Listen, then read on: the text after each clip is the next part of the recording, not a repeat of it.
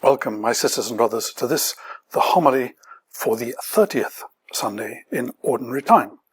And this week our Gospel continues straight on from where we left it last time. Last time, you remember, was the parable of the judge of injustice and the importunate widow. In other words, it was about the importance of prayer. And it followed on from a run-in with the Pharisees where they had asked him about the coming of the kingdom. And he'd given them an answer saying that it was in their midst, and then he'd given quite a long talk to his disciples about how to begin to detect that coming, which we missed out because normally that comes just before the end of the church's year, coming up to Advent. Immediately after that, he starts talking about prayer to them, to the disciples, in the wake of how they've had to deal with the Pharisees. And now he talks to a new group of people. This is the only time he talks to this group of people.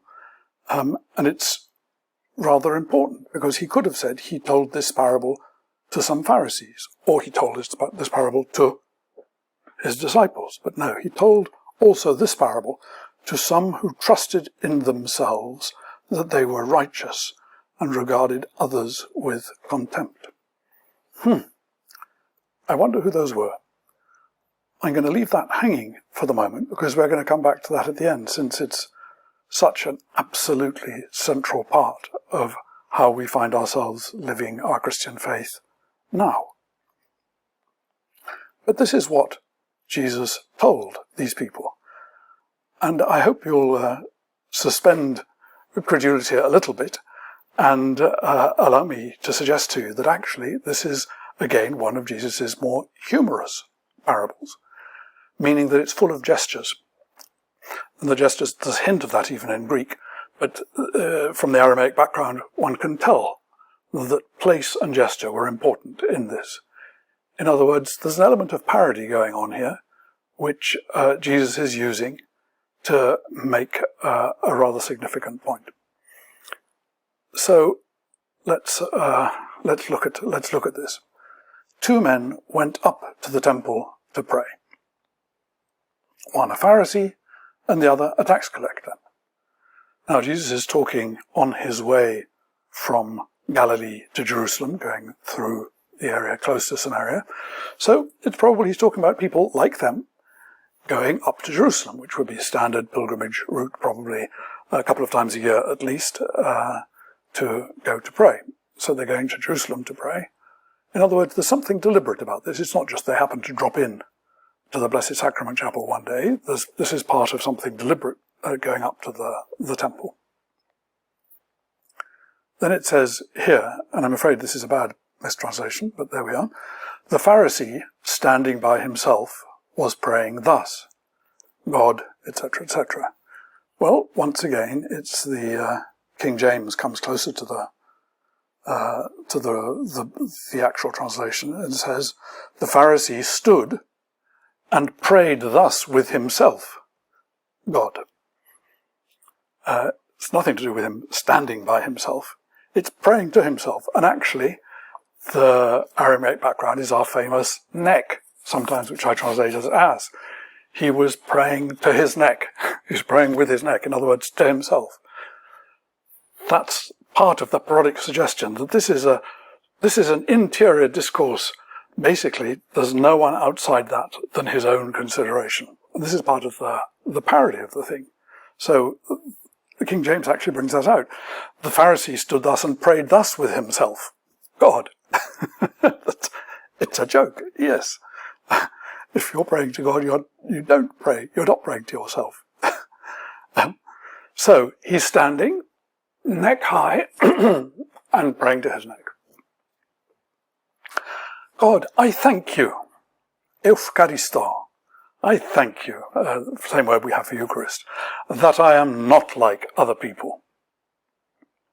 In other words, it's all about him. And who are these other people? Well, thieves, and let's imagine, so he's standing there, let's imagine these hand gestures. Thieves reaching out, rogues. Actually, the Greek says just unjust, and the Aramaic says profiteers, rogues, profiteers, adulterers. So thieves reaching out, profiteers bringing to oneself, and adulterers ripping the ring off the finger. So you can imagine the gestures that the Pharisee is rather splendidly making. They thank you that I'm not like those. I fast twice a week, and I give a tenth of all my income. Well, yes, I give a tenth of all that I have got. It doesn't say how he's got it, but of all that I've got. Remember, this is supposed to be a parody. The same word which is used as got, as here for income, is used quite frequently in the Old Testament for having obtained spoils. And here's the point. Jesus is giving us a classic example of projection. He says, I thank you that I'm not like. And then he lists precisely some things that was considered to be true of the Pharisees. One, they were thieves, in the sense they were always looking for ways to take money off people. Two, they were profiteers. They tried to become, the hedge fund managers for widows to make a good profit of them. And adulterers, they were people who granted easy divorces, thus making other people adulterers. But also, taking the ring off, they were people who were unfaithful to the alliance, to the covenant. Because adultery always has the sense in the Hebrew background, both of a particular act of marital misconduct, but also the breaking of the covenant with God. So here we have this Pharisee who sees what does goodness look like. And remember that these were the people who would have normally be thought to be good. I fast twice a week, and I give a tenth of all that I've got. No question of how I got it, but I give a tenth of all that I've got. I fast twice a week. In other words, I make myself suffer a little bit, and I've got all that. I have a system of goodness which allows me to know that I am good. And that's why I'm not like others. And straight into projection. Looks at other people, thieves, profiteers, adulterers, and does not see himself, which of course is exactly like us. And there are some people who are vaguely aware that when they're saying something, they're in fact accusing themselves, and there are others who are gloriously completely unaware that the moment they accuse someone else of something, that is in fact exactly what they're doing or about to do themselves. So this is classic projection. And Jesus is bringing that out. But the tax collector, standing far off, would not even look up to heaven. In other words, where is his neck? His neck is hidden. But he was beating his breast and saying, God, be merciful to me, a sinner. And that phrase is so familiar to us that we forget that actually that's the only time that word is used in this sense in Luke's Gospel. The basis, as I understand it, of the Jesus prayer, God, be merciful to me, a sinner, this is the only place where that verb is used in that sense in Luke's Gospel. He uses other words for mercy throughout. His Gospel is famously the Gospel of mercy. And this is like the culmination of his teaching on mercy, where he uses this verb. God, be merciful to me, a sinner. Jesus then says, I tell you, this man went down to his home justified, rather than the other. Well, why should that be? Why the mention of a tax collector? Let's remember, all societies have tax collectors. A tax collector is a necessary evil in all societies that have taxes, which is all societies. A tax collector of whatever degree in Hebrew society at the time was someone who had made some sort of deal with a tax farm, unless he was actually the owner of the tax farm. But he's a person who would have bought the right to farm the taxes of a certain region for a certain amount of money. The Romans would have said, okay, we estimate that that region is worth $80,000 in a year. If you farm we will expect 70,000 from you. You can buy the rights for 70,000, which means that you will owe us 70,000 a year. Any more you make towards the 80,000, that's your profit. It's cheaper for us to outsource to you than it is to set up a team of tax collectors for ourselves. So, a tax collector was an outsourced tax collector for the Romans, and was thoroughly hated, or always, let's say, held in dubious regard by the locals, so the person's reputation was likely to be poor. But, and here's the thing, the tax collector did not have a system of goodness. On the contrary, tax collectors actually had a very vulnerable life because, one, people hated them, so that always makes your life not a bundle of fun. And two, although they were probably rich and therefore there was some,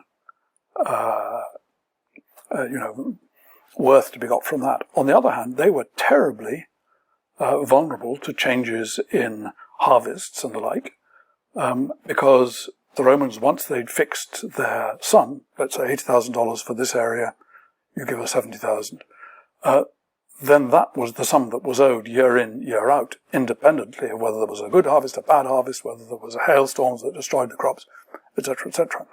In other words, the tax collector was going to have to come up with that amount of money anyhow. So it's no surprise that the tax collector would try to take more in the good years so as to prepare himself for the bad years in case he needed to pay off debt.